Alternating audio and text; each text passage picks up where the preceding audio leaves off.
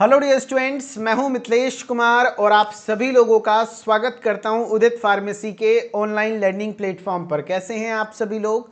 आशा करता हूं अच्छे होंगे, स्वस्थ होंगे और मस्त होंगे। अभी के क्लास में हम लोग फार्माकोलॉजी का टॉप 100 एमसीक्यू का पार्ट 2 करने वाले हैं। इससे पहले पार्ट 1 हम लोग कर चुके हैं एंड पार्ट 1 में क्वेश्चन नंबर 15 तक कवर हो गया है। देखो, टॉप 100 एमसीक्यू सीरीज आपके लिए बहुत ही हेल्पफुल रहेगा। आपके एग्जाम में आपको पता है 20 ऑब्जेक्टिव क्वेश्चन आते हैं। 20 में से 10 या 7, 5 कई बार अलग अलग नंबर ऑफ एमसीक्यूज आते हैं। तो 20 में से 15 ऑब्जेक्टिव क्वेश्चन आपको सीधा सीधा ऑब्जेक्टिव एमसीक्यू सीरीज से देखने को मिलेगा। ऐसा नहीं कि जो एमसीक्यू वाला क्वेश्चन है सिर्फ एमसीक्यू में ही हो सके। यहाँ पर हम लोग एमसीक्यू में पढ़ रहे हैं, वही कंसेप्ट से क्वेश्चन आपको फिल इन द ब्लैंक्स में आ जाए। तो आपके लिए वेरी इंपॉर्टेंट है, कभी नहीं छोड़ना है। आपका भी टारगेट होना चाहिए 20 में से 15 कम से कम ऑब्जेक्टिव सही होना चाहिए, तभी आपका मतलब स्कोर बहुत अच्छा होगा। क्योंकि यहाँ ऑब्जेक्टिव में एक क्वेश्चन सही करोगे सीधा नंबर मिलेगा।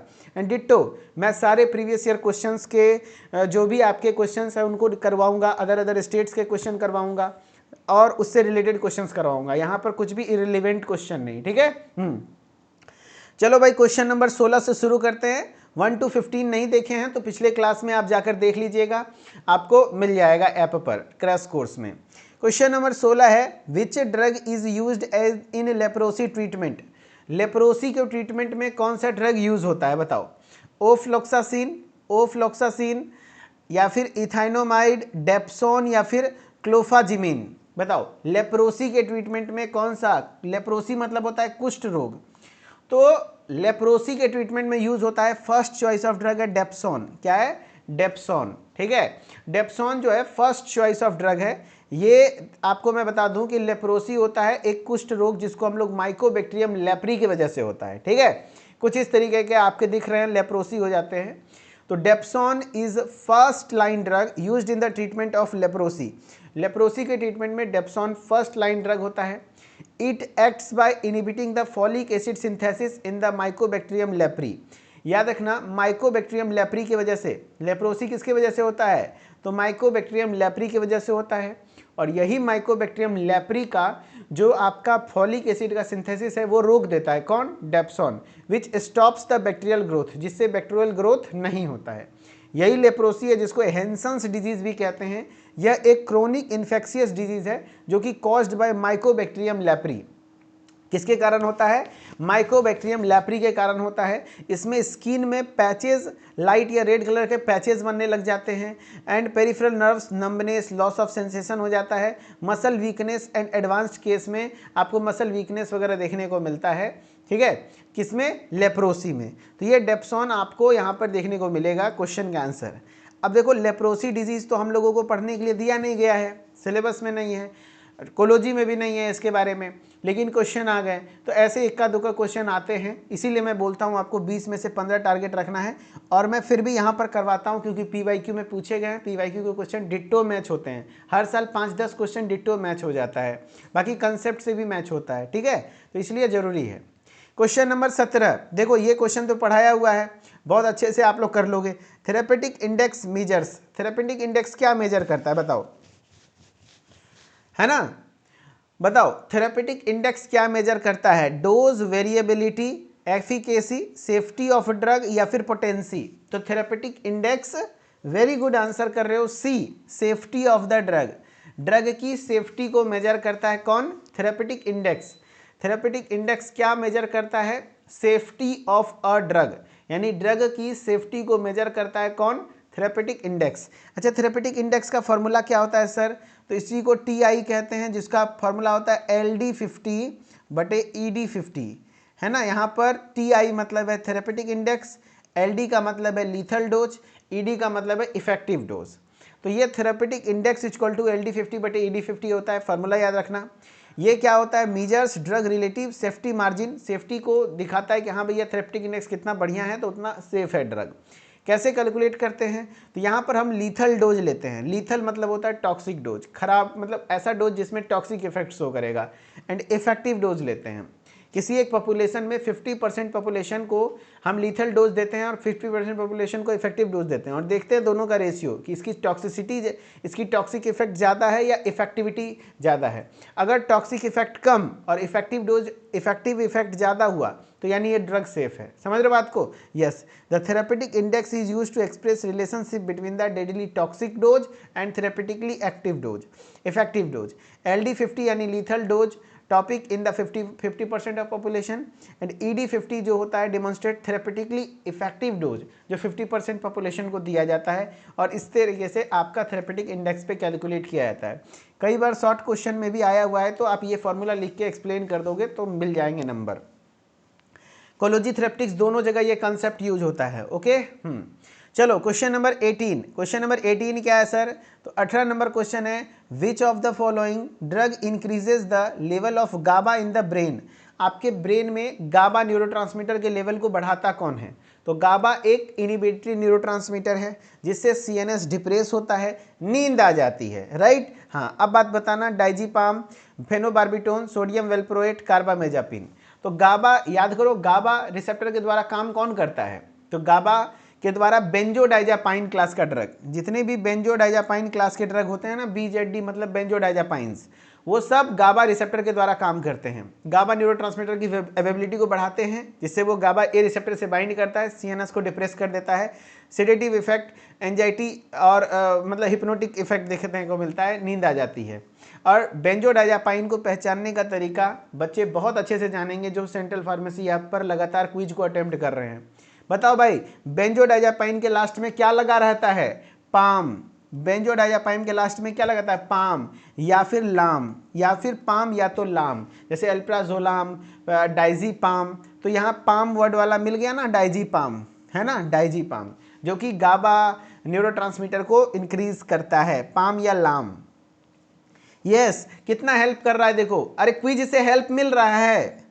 जिसको जिसको क्विज से, जो सेंट्रल फार्मेसी के ऐप पर डेली मेडिसिन क्विज में जो लोग ज्वाइन किया है, बताओ हेल्प मिल रहा है? यस और नो?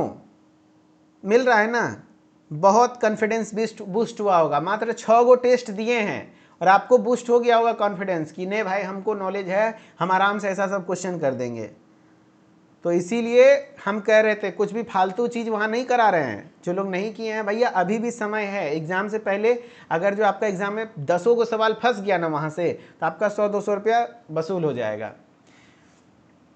चलो तो मैं यहाँ पे क्या बता रहा था? यहाँ पे बता रहा था जो आपका यहाँ पे सोडियम डाइजीपाम भी करता है और ये सोडियम वेल्प्रोएट इंक्रीजेज द लेवल, नहीं, यहाँ पे डाइजीपाम होगा आंसर, यहाँ पे डाइजीपाम होगा आंसर, डाइजीपाम, ठीक है, डाइजीपाम, ठीक है। Increases the level of gamma, और गाबा का फुल फॉर्म याद रख लो, gamma amino butyric acid in the brain by inhibiting the enzyme breaks down of GABA, ठीक है। हाँ, increases inhibitory neurotransmitter control seizures, ये भी देखो करता सोडियम वेल्प्रोएट भी है लेकिन ज़्यादा बेहतर करता है डाइजीपाम। यहाँ पे करता वेल्प्रोएट भी है लेकिन ज़्यादा बेटर है ना, ज़्यादा बेहतर है diazepam. Best answer is the diazepam, ठीक है।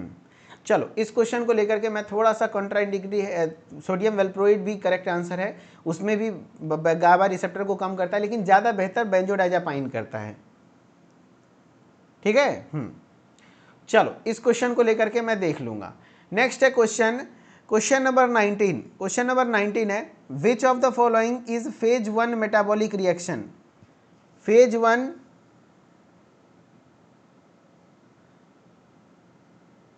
फेज 1 मेटाबॉलिक रिएक्शंस, बताओ इसमें से कौन सा फेज 1 मेटाबॉलिक रिएक्शन है? ग्लूकोनेडेशन, ऑक्सीडेशन, सल्फेशन, एसिटाइलेशन, मिथेलेशन। तो देखो भाई, फेज 1 फेज 2 को याद करने का तरीका मैंने बताया है, पहले वो याद करने का तरीका याद करो फिर हम लोग आगे बढ़ेंगे। देखो बायो ट्रांसफॉर्मेशन से क्वेश्चन आते हैं, बायो ट्रांसफॉर्मेशन को ही हम लोग ड्रग मेटाबॉलिज्म कहते हैं। क्या कहते हैं? Drug metabolism, correct. हाँ, अच्छा, ड्रग मेटाबॉलिज्म जो होता है वो उसका प्राइमरी साइट कहाँ है? ड्रग मेटाबॉलिज्म का प्राइमरी साइट लीवर। कहाँ होता है? लीवर होता है। चलो जो लोग आंसर कर रहे हैं बहुत अच्छा, लेकिन कंसेप्ट याद रखो, लीवर। और ये 2 फेज में होता है। There are 2 types of biotransformation reaction. सबसे पहले होता है फेज 1 रिएक्शन, फिर phase 2 reaction. Non synthetic phase, synthetic phase, ठीक है। फेज 1 को नॉन सिंथेटिक फेज कहते हैं, फेज 2 को सिंथेटिक फेज कहा जाता है।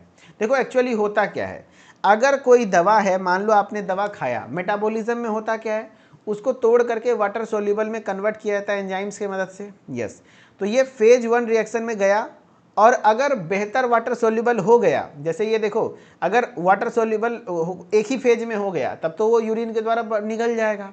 लेकिन कुछ दवाएं ऐसी होती हैं जो फेज 1 में लेस वाटर सोल्यूबल होती हैं, उतना अच्छा वाटर सोल्यूबल नहीं हो पाता है, तो अगेन वो फेज 2 रिएक्शन में जाता है एंड फिर वो वाटर सोल्यूबल में कन्वर्ट होता है, देन यूरिन के द्वारा बॉडी से बाहर निकलता है, ठीक है। हाँ, तो फेज 1 रिएक्शन को क्या कहा जाता है, तो phase 1 reaction is also called as non synthetic reaction, इसी को नॉन सिंथेटिक रिएक्शन कहते हैं। The main aim of phase 1 reaction is to change और modify the drug into water soluble compound, यानी कि फेज 1 रिएक्शन का मेन एम होता है कि दवा को वाटर सोल्यूबल कंपाउंड में चेंज करें, so they can easily eliminate from the body, जिससे बॉडी से इजीली एलिमिनेट किया जा सके। The main enzyme required for phase 1 reaction, जो मेन एंजाइम जरूरत है, बहुत बार पूछा हुआ है, वो एंजाइम है CYP, cytochrome P450 enzyme, which is present in liver, जो कि लीवर में प्रेजेंट होता है। मेन एंजाइम फेज 1 रिएक्शन के लिए कौन सा है, साइटोक्रोम P450, जो कि कहाँ प्रेजेंट है, लीवर में। एंड फेज 1 रिएक्शन में कौन कौन सा रिएक्शन होता है, ORHCD, याद करो ORHCD, हमने बताया था फेज 1 से सवाल आए हुए हैं। फेज 1 को हम लोग नॉन सिंथेटिक फेज कहते हैं, ठीक है। हाँ, पहले तो नॉन सिंथेटिक होता है, फिर उसके बाद फेज 2 सिंथेटिक होता है, ऐसे याद रख लेना, पहले हम लोग नॉन सिंथेटिक, उसके बाद सिंथेटिक। तो देखना, ध्यान से सुनना, सिंथेटिक चीज़ कोई भी पहले यूज करना चाहता है नहीं, सोचता है नेचुरल यूज करें, यानी नॉन सिंथेटिक यूज करें, बाद में सिंथेटिक करेंगे, तो जस्ट लाइक दैट, पहले नॉन सिंथेटिक है फेज 1। इसमें क्या होता है, ये फेज 1 रिएक्शन क्या चाहता है, इसमें कौन से एंजाइम मुख्यतः यूज होते हैं, साइटोक्रोम P450 एंजाइम, एंड याद रखना ये कहाँ होता है, लीवर में। ड्रग मेटाबॉलिज्म का प्राइमरी साइट भी लीवर होता है। एंड इसके रिएक्शन का ट्रिक है ORCHD, है ना, बताओ सभी लोग बताओ, ORCHD, है ना। तो ORCHD का मतलब क्या क्या है सर, तो O4 oxidation, R4 reduction, H4 की कहते हैं हाइड्रोलिसिस, देखो, और C4 की कहते हैं साइक्लाइजेशन, डीसाइक्लाइजेशन, ठीक है। ORCHD जैसा बोल दो उस हिसाब से, ORCHD, ठीक है। तो आपका क्या हो गया भाई, और क्या कहते हैं ORCHD में आपका हो गया oxidation, reduction, cyclization, hydrolysis, decyclization. जबकि फेज 2 रिएक्शन बहुत इंपॉर्टेंट है, यहाँ से शॉर्ट क्वेश्चंस भी आ सकते हैं। Phase 2 reaction is also called conjugation reaction, ये पूछा गया है। फेज 2 रिएक्शन को सिंथेटिक रिएक्शन, सिंथेटिक फेज भी कहते हैं, और इसी को फेज 2 को हम लोग सिंथेटिक फेज भी कहते हैं और कंजुगेशन रिएक्शन भी कहते हैं, इसी को सिंथेटिक फेज भी कहते हैं, और इसी को कंजुगेशन रिएक्शन।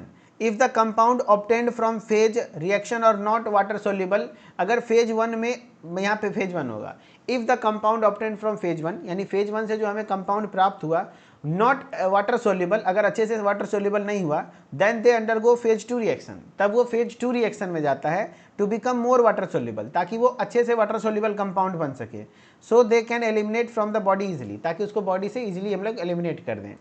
फेज 2 रिएक्शन में होता है अम्मी ग्लूकोज, अम्मी है ना, ग्लूकोज AME, अम्मी क्या पिलाएगी, अगर एक बार में नहीं हुआ तो अम्मी फिर ग्लूकोज पिलाएगी, अम्मी। A4 acetylation, M4 methylation, E4 इथेलेशन, मतलब ग्लूकोरिलेशन, ये सारे रिएक्शन होते हैं किसमें, फेज 2 में, अम्मी ग्लूकोज पिलाएगी, ठीक है। अब बहुत सारे क्वेश्चन हैं, करके दिखाओ, बताओ विच of the following is a phase 1 metabolic reaction, इसमें से कौन सा फेज 1, तो फेज 1 के लिए हमने बताया था OR, फेज 1 में अगर नहीं होता है तो कहते हैं ना, और जाओ, और करो क्या, और CHD, यानी ऑक्सीडेशन है, यस ऑक्सीडेशन है, पहला ही ऑप्शन हो गया, है ना। OR oxidation, reduction, cyclization, hydrolysis, decyclization. जबकि फेज 2 के लिए क्या था, फेज 2 के लिए क्या था, तो अम्मी AME, अम्मी ग्लूकोज, यानी देखो A4 एसिटाइलेशन, मिथाइलेशन, सल्फेशन, ग्लूकोरिलेशन, ये सब क्या है, फेज 2 का है। ओके, समझ में आया, कंसेप्ट क्लियर हुआ, बताओ। अगला सवाल है, इसको ना, इसका आप आंसर करके दिखाओ। Phase 2 reaction is also known as, phase 2 reaction को और किस नाम से जानते हैं?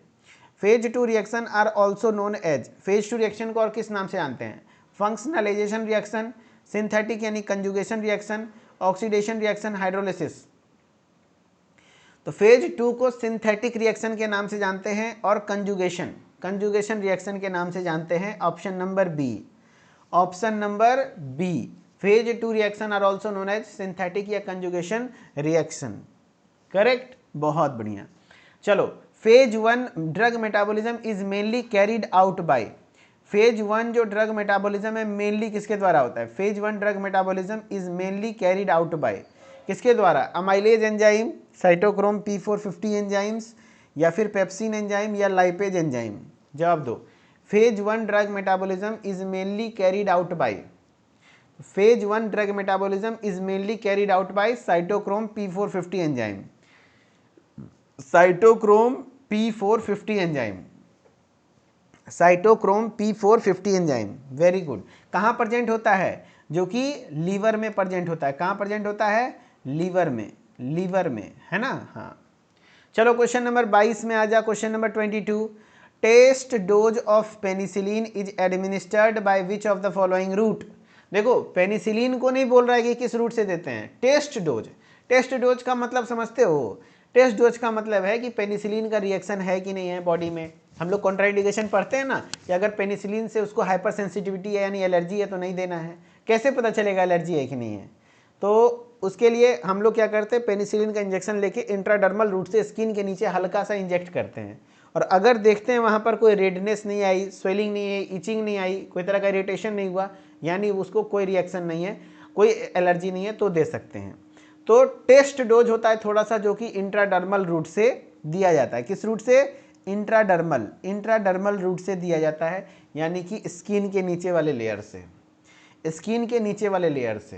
देखो, रूट ऑफ ड्रग एडमिनिस्ट्रेशन की बात जैसे ही आती है, मैं एक फोटो जरूर लगाना चाहूंगा यहाँ पर। Parenteral route of drug administration पढ़ के जाना, अच्छे से सवाल यहाँ से बनते हैं, इसीलिए बोल रहा हूँ।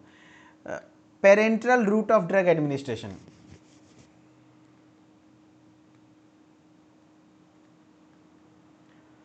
ओसिट, parenteral route of drug administration. यहाँ पे एक इमेज आता है, वो इमेज मैं जरूर से जरूर लगाता हूँ, ये लगाना भूल गया था, इसको मैं लगा देता हूँ। इससे आपको सारे डिग्री का एंगल याद रहना चाहिए, प्लस उसके साथ साथ आपको ये देखो, और किस रूट से कौन कौन सा दिया जाता है वो याद करा देता हूँ, तभी तो क्वेश्चन फंसेगा दोस्त। देखो, पेरेंट्रल रूट में इंट्रामस्कुलर रूट से कितने डिग्री के एंगल पर दिया जाता है? 90 डिग्री के एंगल पे दिया जाता है, एंगल याद रखना। सबक्यूटेनियस इंजेक्शन सबक्यूटेनियस लेयर में दिया जाता है। देखो, स्किन का लेयर है एपिडर्मिस, डर्मिस, सबक्यूटेनियस, मसल, तो सबक्यूटेनियस टिश्यूज में दिया जाता है 45 डिग्री पे, इंट्रावेनस 25 डिग्री पर, इंट्राडर्मल 10 से 15 डिग्री पर, जो कि डस्ट स्किन के नीचे एपिडर्मिस के नीचे डर्मल लेयर में दिया जाता है, डर्मिस में दिया जाता है। अच्छा, आपसे पूछा जाएगा, बताओ भाई इंसुलिन का इंजेक्शन किस रूट से दिया जाता है? इंसुलिन का इंजेक्शन किस रूट से दिया जाता है? तो इंसुलिन का इंजेक्शन हम लोगों को याद रखना है सबक्यूटेनियस रूट से पड़ता है। अच्छा, बीसीजी का वैक्सीन किस रूट से दिया जाता है? बीसीजी का वैक्सीन किस रूट से दिया जाता है ना? बीसीजी का वैक्सीन तो इंट्राडर्मल रूट से दिया जाता है, इंट्राडर्मल रूट से दिया जाता है। बीसीजी का वैक्सीन किस चीज़ के लिए दिया जाता है? टीबी से बचने के लिए। और टेस्ट डोज ऑफ पेनिसिलिन, है ना? तो इंट्राडर्मल रूट से होगा आंसर। तो आपको याद हो गया, अब मेन पॉइंट्स याद करा दिया मैंने। चलो, अब है वही चीज़ें लिखा हुआ है, the test dose of penicillin is given by intradermal route to check whether patient has an allergy to penicillin. यानी चेक करने के लिए होता है कहीं पेशेंट को एलर्जी तो नहीं है। A small amount of drug is injected into the skin, यानी स्मॉल अमाउंट ऑफ ड्रग का कुछ मात्रा हम लोग इसकी स्किन के अंदर इंजेक्ट करते हैं। एंड रिएक्शन देखते हैं, रेडनेस, स्वेलिंग इज ऑब्जर्व्ड। अगर हो गई है तो एलर्जी है, नहीं हुई है तो एलर्जी नहीं है। If an allergic reaction appear, अगर कोई एलर्जिक रिएक्शन अपीयर होता है तो drug should not be administered, तब हम लोग ड्रग नहीं देते हैं उसको पेनिसिलिन, है ना? नेहा यादव कह रही है सर जी भूख लगा है, बोलते हैं रुको। करीना इधर आओ, थोड़ा भूख लगा है, थोड़ा सा एप्पल लेके आना बचा हुआ है, थोड़ा सेब बचा हुआ है, नहीं दूसर का सेब काट दो, या खीरा है, हाँ वही काट के थोड़ा सा दो, तो भूख लगा हुआ है। मंगा देते हैं, खाइएगा।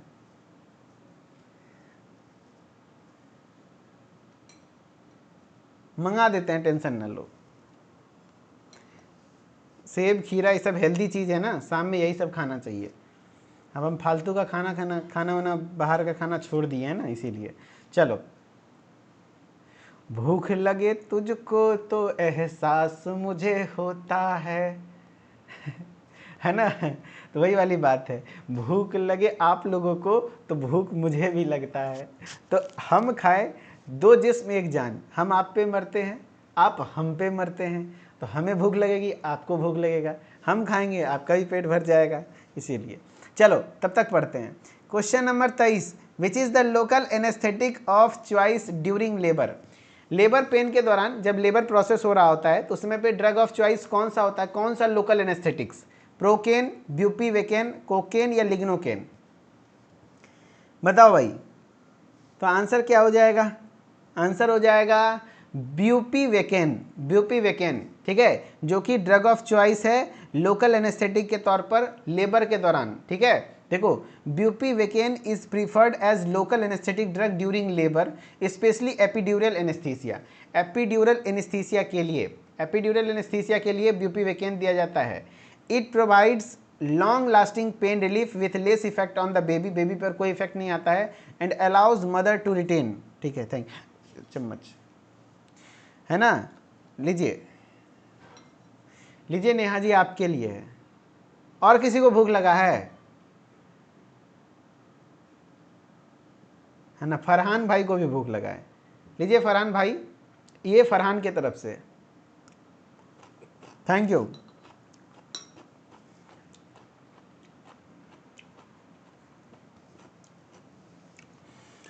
एपिड्यूरल एनेस्थीसिया दिया जाता है कि उसके लिए ब्यूपीवेकेन, ठीक है, ताकि पेशेंट कॉन्शियस भी रहे और डिलीवरी भी हो जाए, ठीक है। चलो, तो ये ब्यूपीवेकेन हो गया। अब है क्वेश्चन नंबर 24। क्वेश्चन नंबर 24 क्या है सर? चलो पढ़ते हैं। विच drug is contraindicated during pregnancy? Which drug is contraindicated, कौन सा ड्रग कॉन्ट्राइंडिकेटेड है प्रेगनेंसी के दौरान? Methyl dopa, folic acid, tetracycline, paracetamol? जवाब दीजिए, है ना।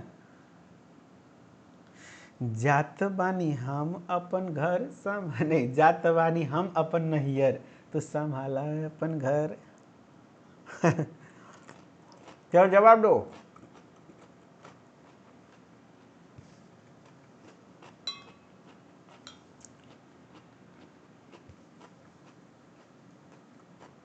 आंसर सी आ रहा।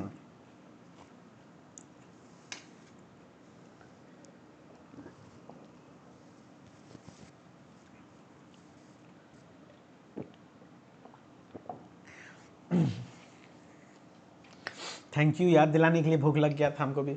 विच drug is Contra indicated during pregnancy?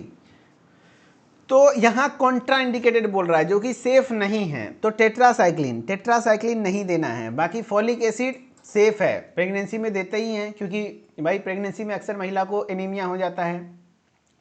Methyl dopa safest drug है, drug of choice, drug of choice है फॉर हाइपरटेंशन, है ना, drug of choice, drug of choice है methyl dopa for hypertension, for hypertension in pregnancy, for hypertension in pregnancy, in pregnancy,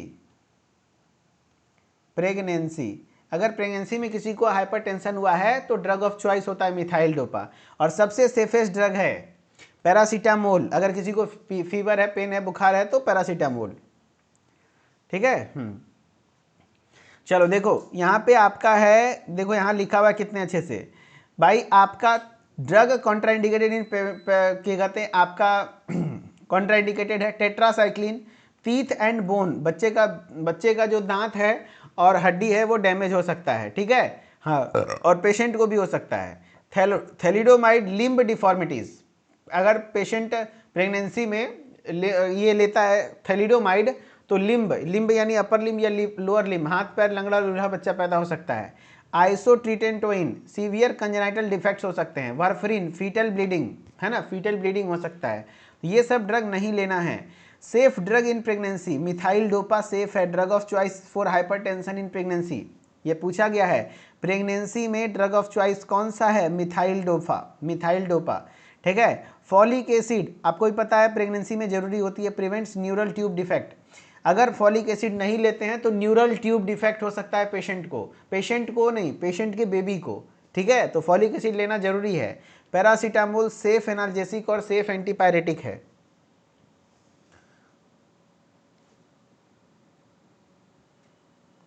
चलो बहुत बढ़िया। हाँ, tetracycline को अगर नॉर्मल कोई पेशेंट लेता है, वो प्रेगनेंसी नहीं है तो ले सकता है, लेकिन उसको मिल्क के साथ अवॉइड करना चाहिए, मिल्क प्रोडक्ट के साथ, क्योंकि उसका एब्जॉर्प्शन प्रॉपर नहीं हो पाता है। Question number 25, which of the following help to reduce urine output. इसमें से कौन सा ऐसा ड्रग है जो कि यूरिन आउटपुट को रिड्यूस करने में हेल्प करता है, बताओ। यूरिन आउटपुट को रिड्यूस करने में हेल्प करता है। डायूरेटिक्स तो यूरिन बढ़ाता है, तो ये तो होगा नहीं। एंटी डायूरेटिक्स, यस, इसका उल्टा है ना एंटी डायूरेटिक्स। यूरिन आउटपुट को रिड्यूस कौन करेगा, एंटी डायूरेटिक्स। अच्छा, एक नेचुरल एंटी डायूरेटिक हार्मोन बताओ जो हमारे बॉडी में पाया जाता है।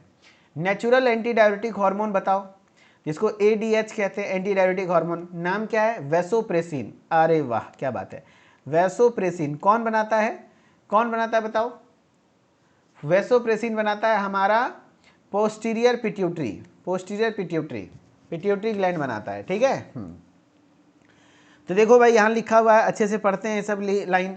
Anti diuretics reduces urine output by increasing water reabsorption in the kidney, यानी किडनी से वाटर की रीअब्जॉर्प्शन को बढ़ा देता है, जिससे यूरिन कम बनते हैं। This leads to less urine formation and more water retention in the body, जिससे कम यूरिन फॉर्मेशन होता है और ज़्यादा वाटर बॉडी में रिटेन करता है। एग्जाम्पल में ADH एंटी डायूरेटिक हार्मोन, और फिर जिसको हम लोग वैसोप्रेसिन कहते हैं, फिर डेस्मोप्रेसिन आता है, ठीक है। डायूरेटिक्स क्या होते हैं सर, इंक्रीजेज यूरिन आउटपुट, जैसे फ्यूरेसेमाइड, ठीक है। लूप डायूरेटिक्स कहलाता है, ये लूप डायूरेटिक्स कहलाता है। अरे समझ में आ रहा है ना, कुछ ऊपर तो नहीं जा रहा है, ऊपर जा रहा है तो टॉप 20 फिर से पढ़ो। लेक्जेटिव्स क्या है, act on the intestine to promote bowel movement not urine, और ये कॉन्स्टिपेशन को रिलीफ करता है, कॉन्स्टिपेशन। कौन, laxatives. CNS depressants act affects brain activity, no direct role in reducing urine output, ये ब्रेन की एक्टिविटी को डिप्रेस करता है, यानी नींद वगैरह लाता है, ठीक है। चलो क्वेश्चन नंबर 26 है, 26 नंबर क्वेश्चन करके दिखाओ। NS normal saline solution is, NS क्या है, also known as 0.9% sodium chloride. NS is an isotonic solution. NS should be avoided in CHF, all of the above.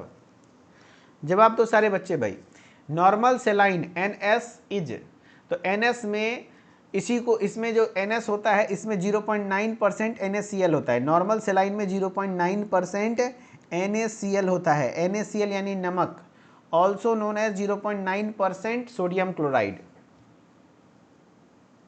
है ना। हाँ, तो 0.9% NaCl पाया जाता है इसमें, ठीक है, यस। तो यहाँ पे ये भी सही है, NS is an isotonic solution, ये भी सही है। NS should be avoided in CHF में ये नहीं देना होता है हार्ट फेलियर में, तो आंसर डी हो जाएगा, all of the above. All होगा, चारों ऑप्शन पढ़ना मत भूलना। जैसे अभी हम मिस्टेक किए ना, पहला ऑप्शन देख के खुश हो गए, नहीं, चारों ऑप्शन सही है, चारों ऑप्शन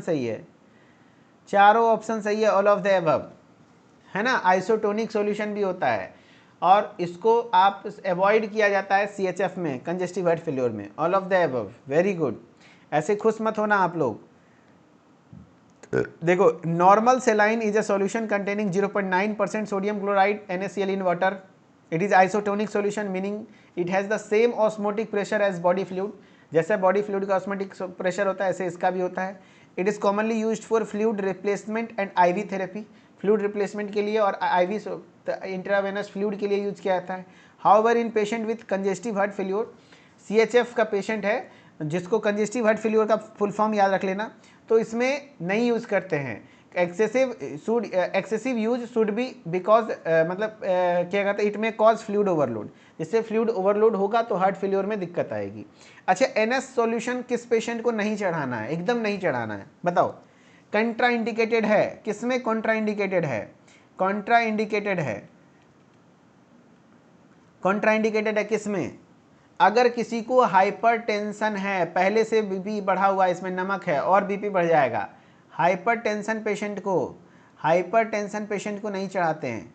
ये सब कंसेप्ट क्लियरिटी मिलेगा आपको अच्छे से। हाइपरटेंशन बीपी के पेशेंट को नहीं, ठीक है। क्वेश्चन नंबर 27, ठीक है। हाँ, विच of the following drug is excreted through in saliva? इसमें से कौन सा ड्रग है जो कि सलाइवा के द्वारा, मुंह के लार के द्वारा रिलीज होता है? Chloramphenicol, lithium, tetracycline, फाइनिटोइन। ये सब याद करने वाला क्वेश्चन है, लिथियम। और सीधा PYQ से क्वेश्चन है तो शायद रिपीट हो सकता है, इसलिए अभी के टाइम पे पढ़ रहे हैं। लिथियम पिछले 3-4 साल का क्वेश्चन एकदम एक डिट्टो हर स्टेट का करवा देंगे, टेंशन ना लो, जितना भी कॉमनली रिपीटेड क्वेश्चन है।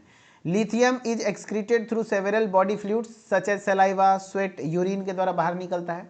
Because it appears in saliva level can sometimes be used estimate lithium concentrate in the body, ठीक है।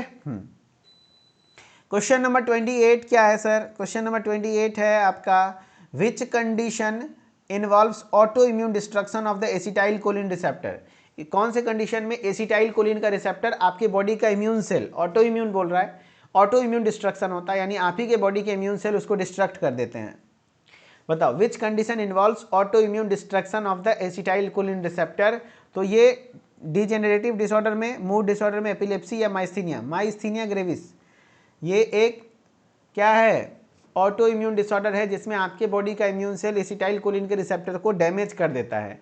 माइस्थीनिया ग्रेविस एक ऑटो इम्यून डिजीज है जिसमें बॉडी प्रोड्यूस करता है antibodies against acetyl choline receptors at the neuromuscular junctions, जिससे आपका body का मसल्स वीक हो जाता है। यहाँ पर एंटी कोलिनेस्टेज ड्रग जैसे नियोस्टिगमिन, फाइसोस्टिगमिन जैसे ड्रग्स ड्रग ऑफ चॉइस होते हैं, पाइरिडोस्टिगमिन, ठीक है।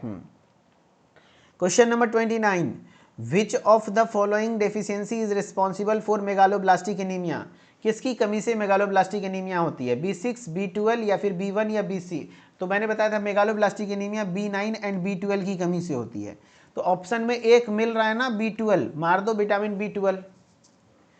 विटामिन B12 को साइनोकोबालामाइन कहते हैं। इसमें क्या होता है? लार्ज और एबनॉर्मल बड़ा बड़ा RBC, इमेच्योर RBC बनने लग जाता है, ठीक है। हाँ, RBC मैच्योर नहीं हो पाता है। तो vitamin B12 deficiency leads to megaloblastic anaemia, इससे मेगालोब्लास्टिक एनीमिया होता है। और आयरन की कमी से आयरन डेफिशिएंसी एनीमिया होता है। कंडीशन है जहां पर red blood cell become large, red blood cell बड़ा हो जाता है, and abnormal due to impaired DNA synthesis, ठीक है। Vitamin B12 is essential for normal red blood cell formation and nervous system function.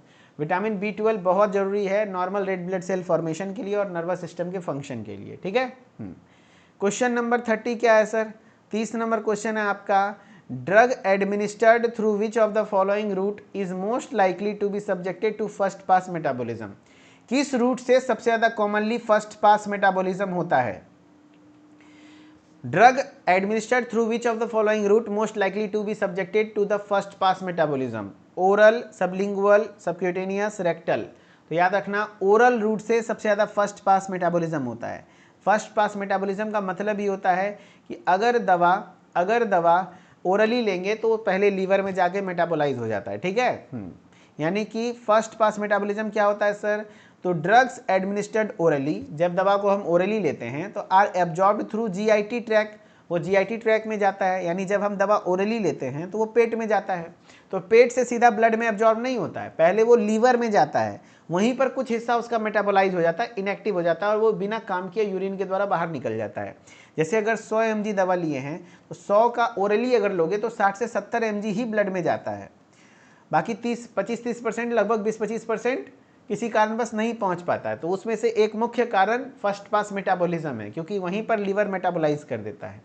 इसीलिए ये रूट सेफ भी माना जाता है कि कोई खराब चीज़ होगा तो यहीं मेटाबोलाइज होकर खत्म हो जाएगा। तो drug administered through orally are absorbed through GIT must pass through liver में जाएगा बिफोर एंटरिंग सिस्टेमिक सर्कुलेशन, यानी सिस्टेमिक सर्कुलेशन में जाने से पहले यहाँ पर लीवर में जाएगा। And drug extensively metabolised by the liver में लो बायोअवेलेबिलिटी, जिससे कि इसकी बायोअवेलेबिलिटी कम हो जाएगी। Due to first pass metabolism. अच्छा, किस रूट की बायो अवेलेबिलिटी सबसे ज़्यादा 100% होती है? बायो अवेबिलिटी 100% किसकी होती है बताइए? बायो अवेबिलिटी 100% किसकी होती है? 100% किसकी होती है? तो बायो अवेबिलिटी 100% होती है आईवी, है ना, आईवी रूट की, इंट्रावेनस रूट का। ठीक है, चलो, तो फाइनली आपका क्लास होता है यहीं पर फिनिश। इसका पीडीएफ आप लोगों को क्रैश कोर्स में मिलेगा। तो जो भी बच्चे अभी तो आपके दोस्त साथी संगति उनको भी सजेस्ट करिए। क्रैश कोर्स मात्र 299 में मिल रहा है सेकेंड ईयर का। इससे अच्छा डील कहीं नहीं मिलेगा भाई। पूरा टॉप 20 टू 1 शॉट, टॉप 100 सब कुछ, एमसीक्यूज वगैरह सबका पीडीएफ वीडियो सब कुछ मिल जाएगा। तो आप लोग ज्वाइन कर सकते हैं उदित फार्मेसी के ऐप को डाउनलोड करके। एंड जो लोग जुड़े हुए हैं उनको बहुत बहुत शुक्रिया, धन्यवाद। कैसा लगा क्लास कमेंट में जरूर बताइएगा। एंड अच्छे से पढ़ाई करते रहिए, मिथिलेश सर ऑफिशियल से भी जुड़े रहिए, हंसते रहिए, मुस्कुराते रहिए, ताकि हर एक अपडेट आपको मिलता रहे। Thank you so much, bye bye, take care, we will meet in another next class. Okay, thank you.